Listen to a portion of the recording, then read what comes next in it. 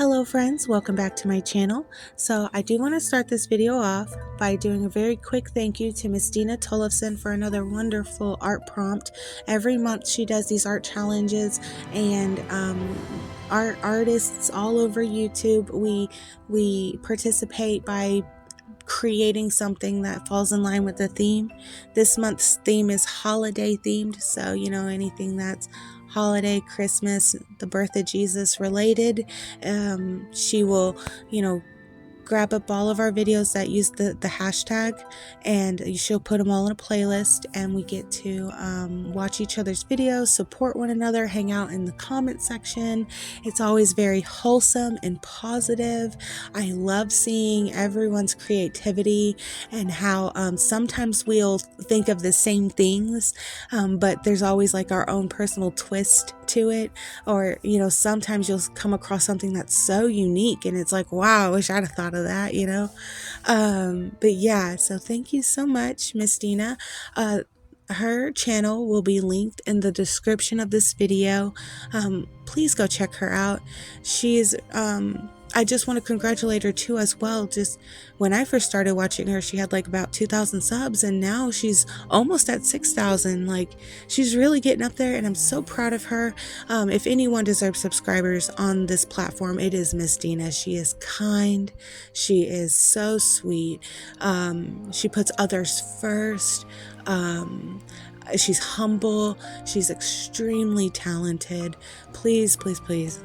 Go click and go watch her. Go, even if you decide I don't want to subscribe, just leave a happy comment. Just comment on a video and let her know that she did. Hey, I love this painting you made. You did a wonderful job. Like, just spread some kindness. And I know like my subscribers are super good at doing that. So I just want to say thank you also personally for being such wonderful people. Alright, so hopping right into what I painted today, I made a Christmas card for my friend Nina. I met Nina a couple months ago, just here and there. She is my husband's friend's wife, and but we didn't really talk much until the camping trip, and that's when we really got to sit around like the campfire and got to bond with one another, where we all just were sharing our life stories and relating to one another, and it was just a wonderful couple of days. I adore Sean and Nina. They're great people, and I remember that one time Luke was going to go fishing with Sean, and he was telling me that he liked to do model houses. Like, he liked to build them. It's kind of like model airplanes and stuff, but it's, little houses. And he was like, well, don't tell Luke, like he was kind of embarrassed. And I was like, oh, dude, that's not like, you should be proud of that. It's like, I think it's cool that you like to do something so creative, and he was like, yeah, I do, they're really cool. And I was like, okay, well, I told Luke anyway, and I said we should get him a little model house for Christmas. And in fact, my friend Cece loves building model houses, and she had shown me the book nooks. They were like kind of trending a little bit on TikTok, and I thought they were really cool. They look like a book, like what you would, put on a shelf, but they're kind of thick and antique-y looking. And the spine of the book is hollow, and you can see right in. And there's different themes. So we found one that was kind of like astronomer themed, where it had like a little library in there and a telescope and just things like that. So we got him that for Christmas. And I also found out, while we were camping, that Nina loves reading. And so Luke bought her a gift card to Books A Million.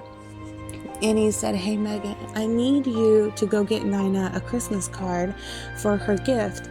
And I was like, oh, shoot, Bubs, I'll just draw it. Are you kidding me? Like, I'm not going to go buy some generic old Christmas card. No, I'll make it. It's more special when you make it, And he was like, yeah, go do that. So I said, do you think you can ask Sean what Nina's favorite flower is? Because I haven't done a flower piece in a while, and I just think it would be like really fun and break it up a little bit, you know, do something different. And he came back and told me that she loves cherry blossoms, and I was like, oh, those are beautiful, of course.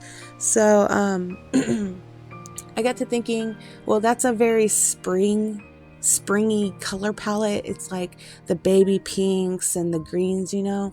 And I was like, well, how am I gonna make it Christmas themed for the challenge and also for a Christmas card? And at first I was like, well, I could do snow or snowflakes, but best bet, I am not about to go draw a bunch of snowflakes. Okay. It's way too intricate. I was not in the mood. I wanted to keep it simple, you know. And then I remembered that Nina is building a fairy garden in her yard, so she obviously likes fairies, and I was like, perfect, that's my out. I can definitely do like a holiday theme incorporating that, and that just, it made it so much easier. Oh my gosh. So okay, I found a reference for a cherry blossom branch that I really liked, so I kind of followed along with the reference on that, and then I pulled up a bunch of different references for different types of fairies.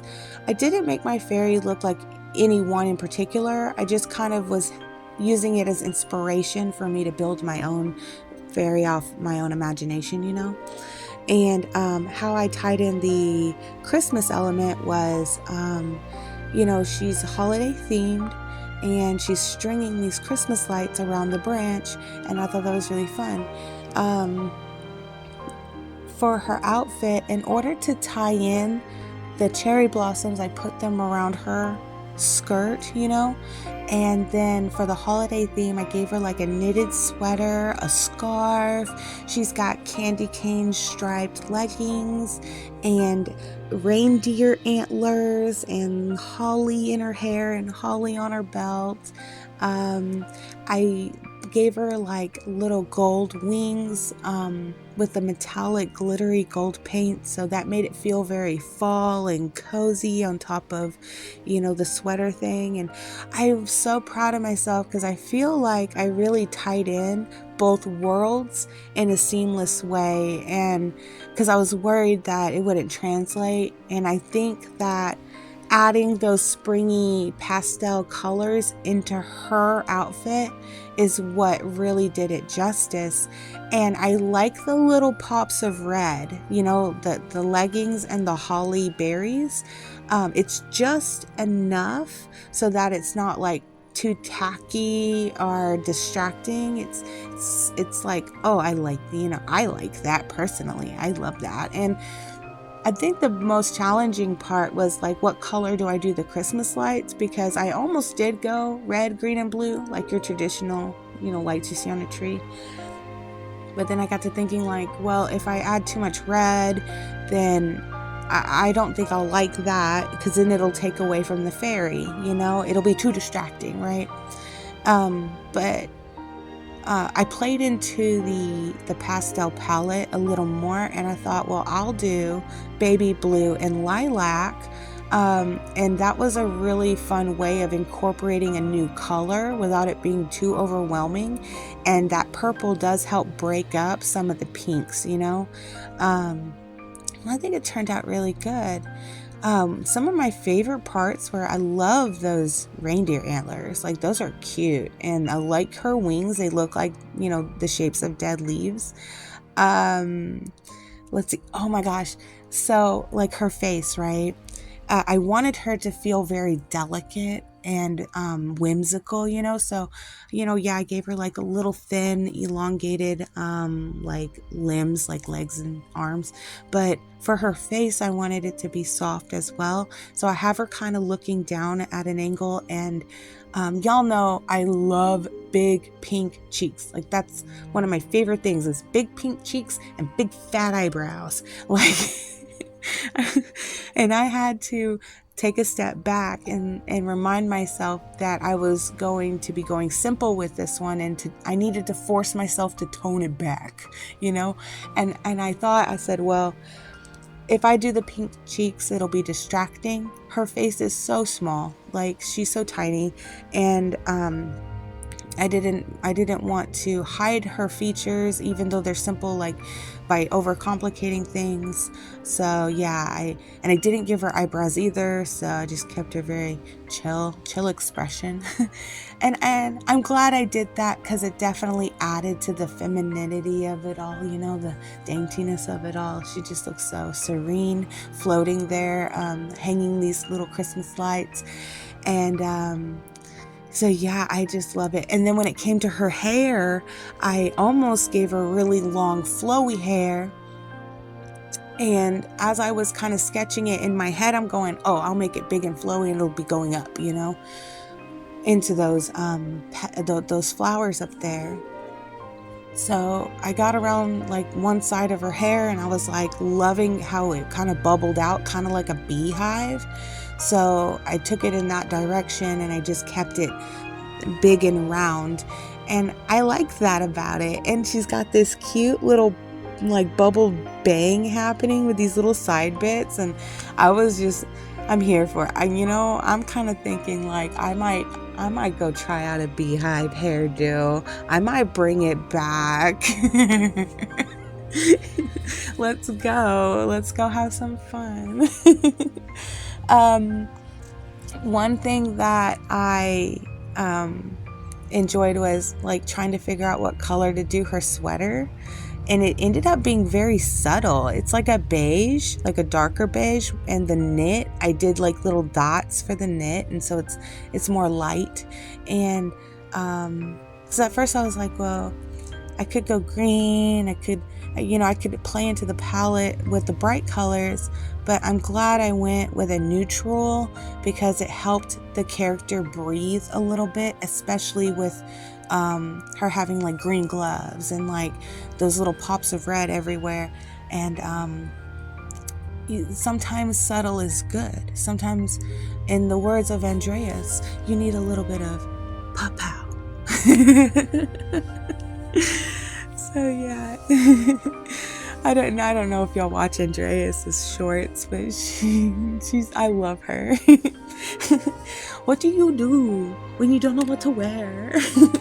Let's do it. She's my favorite. So in any case, oh man.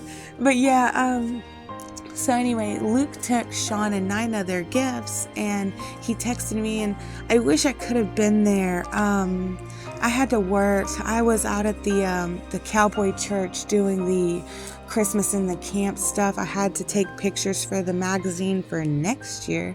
We have to like work ahead, you know. So I was taking a bunch of photos of like the nativity scenes and just everything and the people, and I was there for like 2 hours with Lucy, so I didn't get to do the gift giving with Luke, but he did text me and he let me know that they loved their presents, and then they started crying, and then Luke started crying, and he said we were all just crying. And I was like, "Aw." And then, of course, Nina texted me, and she was telling me that she absolutely loved her painting. And I'm sorry I made her cry, but at the same time, it made me so happy to know that something I created for a friend brought them so much joy that they shed a tear. And I think that is just like the ultimate compliment, you know. That's something that I've always wanted my art to bring out in people, is joy and happiness, you know. I want people to feel an emotion when they see my work, and it's not because of the painting, it's because I took the time to get to know her enough to paint something special that's catered to her, and that's why it was special. And I'm really proud. I'm happy that and I'm gonna just like toot my own horn here. I like being that kind of person. I like being that kind of friend. Like me and my friend group, we were just having this conversation not too long ago about how, like, when we were having our Thanksgiving little friend gathering, we were talking about how much we enjoyed hanging out with one another because we get each other. because we take the time to get to know one another and we enjoy each other for who we are. There's no judgment, there's no animosity, there's no like toxicity that you would get at like a normal family member's house, and we're not uncomfortable.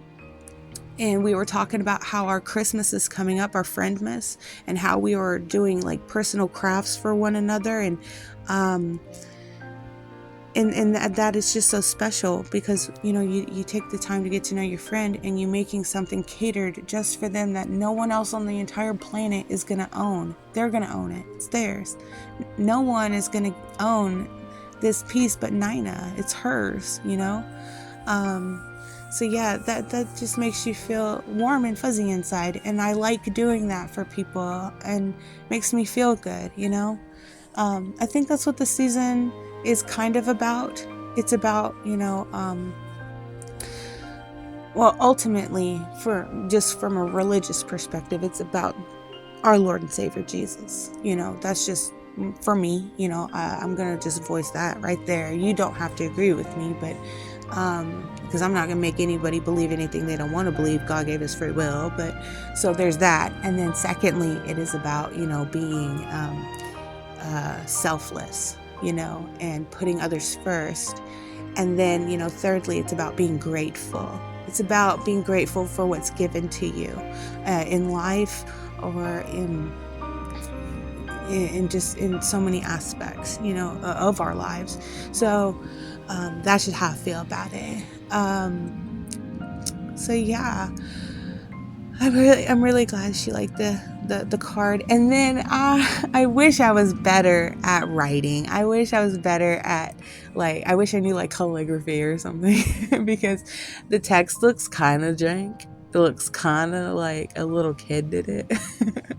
But I thought it was very witty, okay? It says a fairy Christmas. And in hindsight, I wish I had made it say a fairy Merry Christmas, but but I think the point came across regardless. So yeah, but anyway, that's the whole process. That was everything that went into it. So yeah, I hope y'all enjoyed the video. Like I said in the beginning, I can't wait to see other artists, what they do with the challenge. They're always very fun, and I look forward to it. And once again, Miss Dina, I hope you reach 6,000 milestone very soon. And congratulations on all of your accomplishments in this year. And I look forward to 2024, y'all. It's going to be a fantastic year. I'm excited. So yeah, y'all have a great day, and I will catch you on the next one. Bye.